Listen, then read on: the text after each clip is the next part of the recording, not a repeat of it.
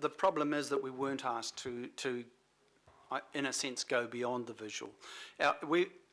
Our brief was to focus upon the visual significance of the view shafts. Well, so the expert group had a number of people that had expertise in Māori perspectives on landscape. I just need to understand how that was assessed, because it's one of the criteria upon which you assessed it. Because I want to know, I do want to know, was that considered? The focus was not upon spiritual values, which we simply didn't have the ability to interpret. It was very much upon whether or not the individual views revealed and expressed the signs of occupation, habitation and defensive Do you accept that that doesn't necessarily equate to the Māori relationship with those tupuna maunga in terms of those view shafts, the pure visual? That may well be the case, but the problem was that at that stage we didn't have anybody who was specifically representing an iwi perspective in relation to the view shafts.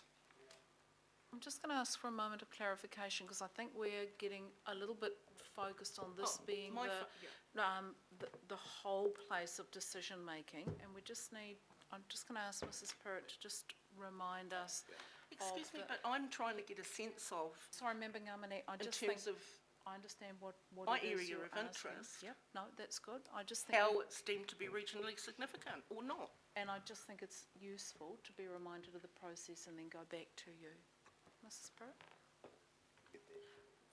So I think the point that Stephen is making is that the expert group were charged specifically about the visual look, but the evidence that will be presented at mediation and at the hearing covers a much wider range of issues and concerns than what you've been talking about.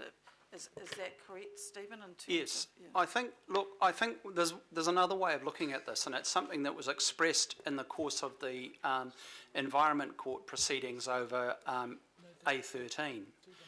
And that came from Judge Smith, who basically said, look, he actually said to me, he said, look, is this cone an outstanding natural feature? Imbued with all of the values that one would expect of an outstanding natural feature or landscape, and that includes cultural values, and I said, absolutely. And he said, but that doesn't mean that the individual view shaft has to also be imbued with all of those values. And I said, no. I said the view shaft is about establishing and retaining connections between the community and the maunga. So that doesn't necessarily, so the real focus has ended up being, like it or not, on visual matters. And that was partly and largely because of the direction that we received from the independent hearing panel. Sorry, Member Ngamane, back to you. Well, how is council's evidence, and this might not be a question to Stephen, how is council's evidence balancing the purely technical visual perspective around what view shafts are regionally significant versus more of the kind of other narrative around the importance of the relationship to mana whenua and the community? Well, I think we need to, again, recognise that we still have a step of mediation to come, and the Tupuna Maunga Authority will be at that mediation and clearly expressing their views on those matters, the spiritual cultural significance to mana whenua. And so there will be an opportunity at that point to, I guess, reconsider whatever position council takes into the mediation. Mediation is not the end of the story. You go into mediation with an open mind to listen to those sorts of views, and from there, I guess there'll be an opportunity for council to look at what more might need to be done in terms of the issue. So council's abrogated its role in looking at those kind of things?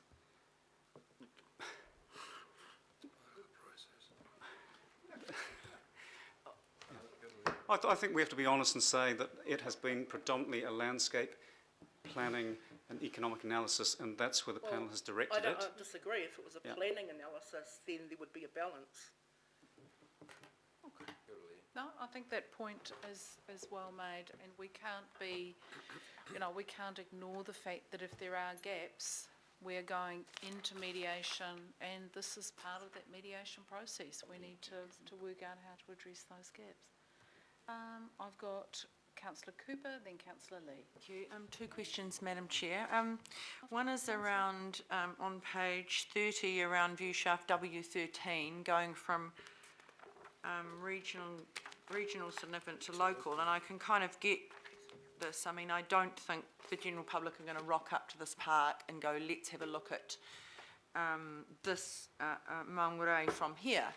It's just not going to be like you're promenading along Tamaki Drive and you can see Rangitoto, and I can see the reasoning. But what I wanted to ask, you said earlier, it's not in the report that I can see, but you said in light of council's tens of millions of dollars of investment into the Tamaki redevelopment process, you said already that this site where these manky houses are and don't enhance the view at all, that this could be 8 metres high development as of right. So eventually, with the whole redevelopment, Tamaki redevelopment, this is probably inevitably going to be blocked. Is that your sort of assessment and part of your assessment? Well, the why it wouldn't be, it would be, you might see a bit of it, but you've downgraded it because it's not going to be a great view. When we originally undertook this process, there was a major review undertaken in 2002, 2003. At that time, a lot of view shafts were looked at and excluded because it was felt that the view shafts would have such an impact on nearby properties that they would preclude any reasonable use of those properties. Now, reasonable use was the ability basically to put somewhere on those properties a two-storey house. Yep. And this is one of those situations where the house that you can see in the foreground of W13, that could be removed. And it's quite conceivable that a two-storey house could go on that property, but it would in all likelihood either cover all of the cone or at least part of it. So that is a factor that has weighed in my consideration as well. Okay, so there's another thing that, if we reject this, then we, undermine another one of our own pieces of work. Now, the other question I was just talking about, when we talk about vegetation, having a view shaft often may well exclude building in that line, but as we've seen over decades of tree growth, we've got people planting trees, but we don't say to people, you can't plant this tree because it might grow in the... So there's a kind of a contradiction in the policy, isn't there? So really, if we were really wanting to protect it, we'd have to say you can't grow any trees on your property. Well, there is a difference, and that is that once a building has gone up to a certain height and occupied a certain envelope, it's unlikely that you will ever get anything much smaller going there or replacing it. Whereas trees come and go, and we've had to stress, to both the IHP and the Environment Court, that the policies and the rules are designed to protect the view shafts in an intergenerational fashion. And therefore, we just accept that trees will come and go in general.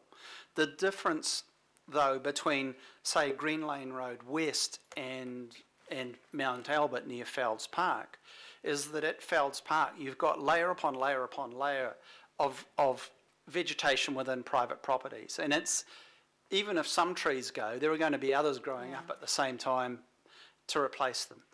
Whereas if you take out that line of street trees and you open up the view to One Tree Hill, it could be protected in perpetuity. Thank you, Madam Chair. Thank you. Thank you, Councillor Cooper. Councillor Lee. Thank you, Madam Chair. I just want to focus on one particular view shaft and whether that view shaft is or is not regionally significant. I preface my comments on the view shaft and indeed question on the view shaft with the remark that when I first heard of the agenda, I thought, oh God, here we go again. but I have to say that I'm reassured that the council in this matter is acting in good faith, and if I might say so, is making a small tactical withdrawal to strengthen its strategic position.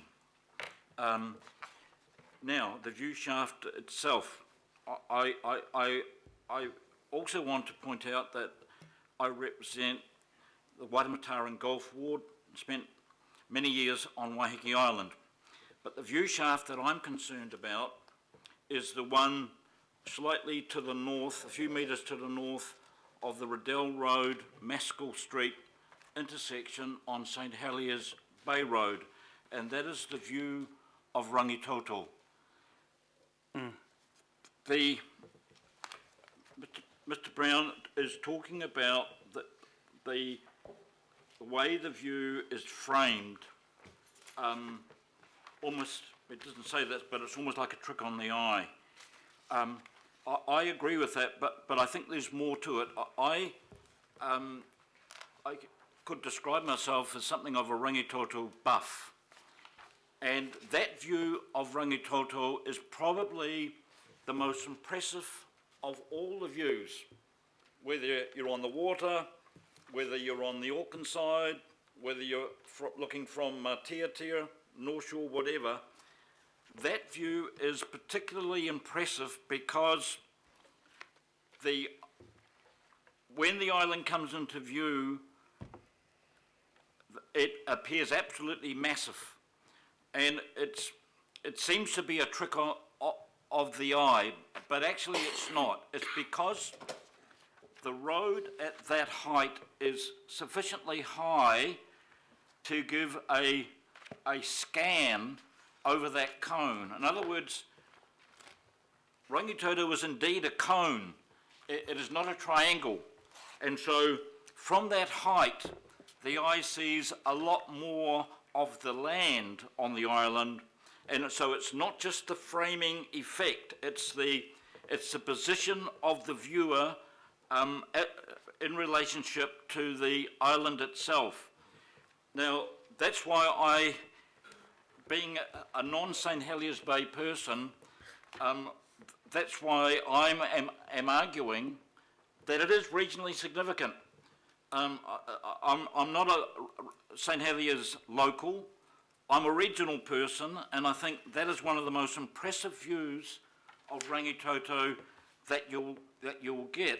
There is a danger that if we give, I mean it's largely road but not quite, if we surrender the regional significance of that view, we could get buildings further down the road as the road turns slightly to the left, and that would really spoil and compromise this particularly impressive view that gives Rangitoto a massive aspect, and it's quite a surprise to any viewer.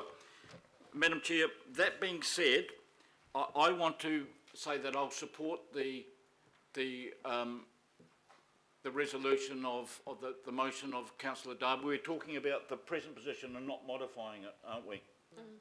Because I feel that in the game of tactical cut and thrust with of all people, the Housing Corporation lawyers, we are throwing bones to the wolves. And my feeling is that the wolves will not be happy just with bones. They'll want a whole lot more. And I think the best way to deal with that is to take a very firm line indeed. But I have to say, I understand why the council officers are giving us this advice, and I understand that it's in good faith. I'm very impressed with the presentation from Mr. Brown. In terms of the fascinating discussion about restoration of the maunga itself, I've kept out of that. I believe that's primarily the role of the owners. However, it is a fascinating question because it's not clear what is meant by restoration. You could restore the maunga to the original form of ash cones by getting some herbicide up there and you would see a view of the Maunga that no human has seen.